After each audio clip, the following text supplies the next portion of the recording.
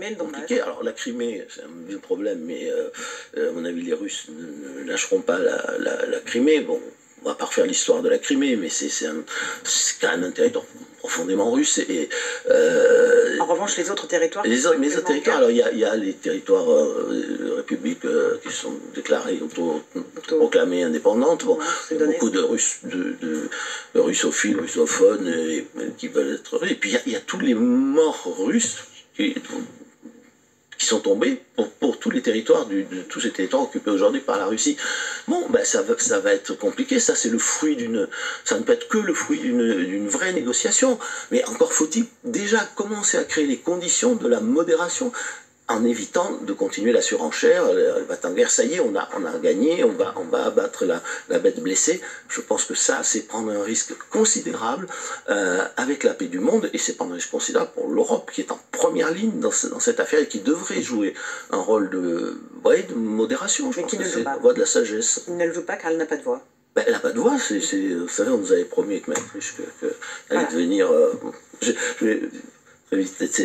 En 92, Michel Rocard, qui est sans doute le plus intelligent, le mieux informé, le plus modéré de tous les partisans de Maastricht, dit Maastricht contient les 3 clés de l'avenir. Alors la monnaie unique, ça va nous donner plus de prospérité et moins de chômage. On a vu, hein, c'est fantastique, c'est bon. La deuxième, c'est la politique étrangère commune, ça va nous sortir de l'impuissance et nous donner plus de sécurité. Regardez, on n'a jamais été en insécurité, et jamais aussi impuissant, jamais aussi inféodé, voilà, jamais...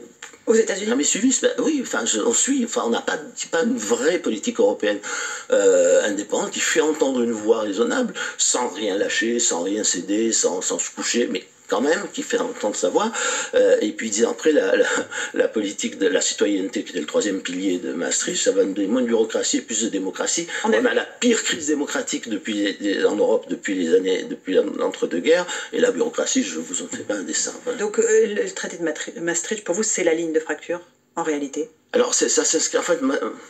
Maastricht, on assiste aujourd'hui à l'agonie de Maastricht, hein, de l'Europe maastrichtienne, et en même temps c'est l'échec de la matrice qui a engendré à la fois Maastricht, qui a poussé l'Occident à la fois soutenir Yeltsin plutôt que Gorbatchev pour essayer de gérer la fin de l'URSS, qui a engendré à la même époque cette idéologie de la fin de l'histoire où on disait mais voilà, maintenant le monde, donc on va faire la mondialisation, tout le monde va être dans le marché, tout le monde va être démocrate dans le monde entier, et il n'y aura plus de guerre, et il y aura plus que des affaires, du marché, et c'est la matrice qui a engendré, cette matrice intellectuelle, idéologique, qui a engendré... Qui s'effondre aujourd'hui.